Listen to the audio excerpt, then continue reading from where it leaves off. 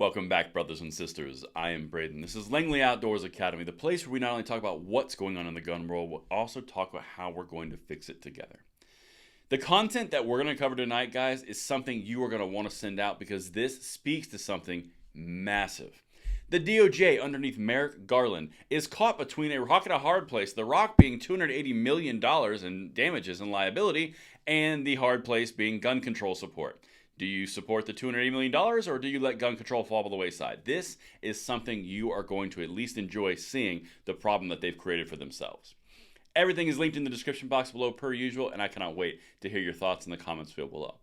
And if you are a new or returning viewer, please consider hitting that like button, hitting the subscribe, and getting the notification bell turned on. We need as many people as we can in the trenches to send out content just like this to everyone you know because it undermines the basic point of gun control. It doesn't work. Now I'm going to say a quick word from our sponsor SDI, and then we are going to hit it, and I can't wait to hear your thoughts. Now, if you're looking to turn a hobby into a career, Sonoran Desert Institute can help. The online programs at SDI cover everything from gunsmithing, ballistics, to woodworking and finishes, shooting sports management, and more, plus all the tools and materials are sent directly to your door. There's never been a better time to turn a hobby into a career, so what are you waiting for? There's a link in the description box below, and thank you so much to SDI for sponsoring this content.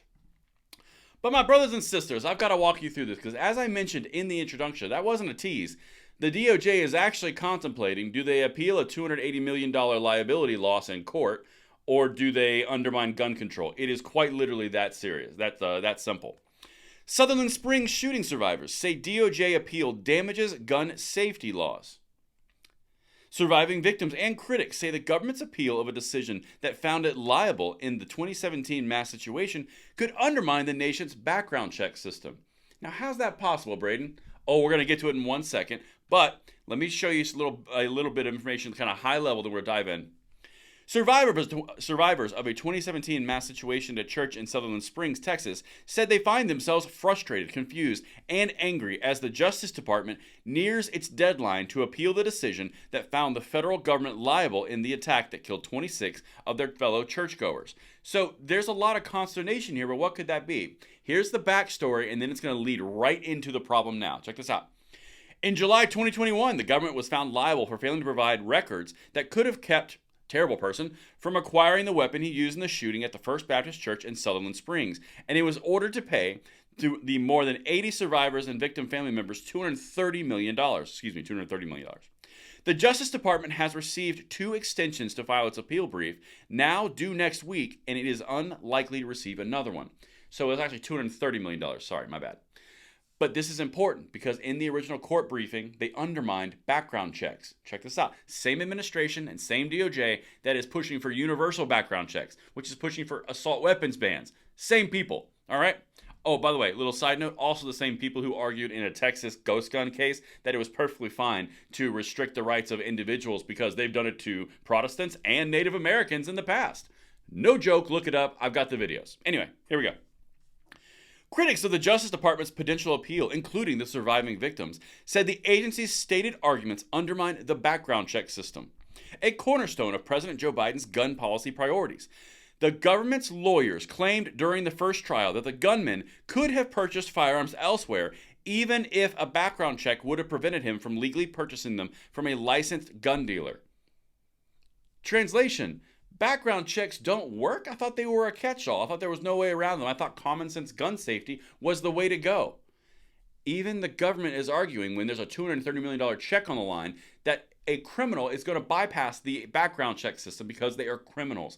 Even the government is saying it. Now, the main problem here is the gun control advocates in this article are about to say the gun lobby's main talking points is gun control laws don't work, while they sit here and the government says they don't work. Just keep going. I got more. The government has until January 9th to file its appeal in which it could further argue that the background check system, a key defense in the United States to ensure guns are not acquired by criminals or people with history of violence, does not work, which critics say is a common talking point of the gun lobby. Is it a common talking point of the gun lobby, or is it just true? That's kind of like saying a common talking point of humans is the sky is blue. No, it just is. And that's kind of what they're saying here. Well, do we want to just lose this case and kind of not appeal it? or do we want to pay the $230 million and just remain liable? They're caught between a very expensive rock and a very sharp hard place. Wait till I show you what the quote is about political in here, because the political angle is gross.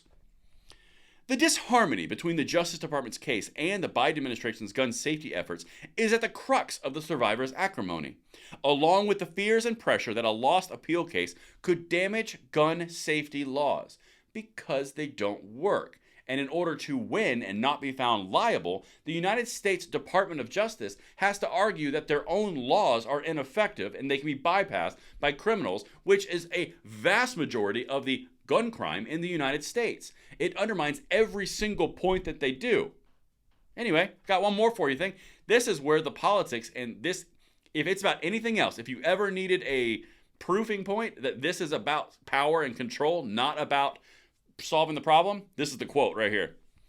As the Justice Department's lawyers are brought in to be good lawyers, not to be good Democrats or Republicans, he said, they are likely trying to win at all costs without fully considering the political ramifications or how it will affect victims. This is a lawyer for the victims. You're not going to be good Democrats or good Republicans. You're just going to try to win the case by undermining gun control laws because they do not work. He's even saying they're not even considering the political ramifications, meaning gun control. Got one more thing, but this is the bad one. Quote, I assume the Justice Department is taking the position because the lawyers are looking at the best legal avenues that will give them the outcome that they want, he said. But sometimes a good legal strategy is a poor political strategy, and this might be an example of that. If you ever needed more proof of that this is a political power play versus something that's actually going to solve a problem, the lawyer for the victims just said it out loud. Sometimes the right legal and winning isn't really the great political. It's almost like the ends justify the means. If you don't win the front one case, at least you still have gun control. That's what they're saying in this article. Let me know what you guys think in the comments below, and I will see you on the next one. I'm Braden. See you later.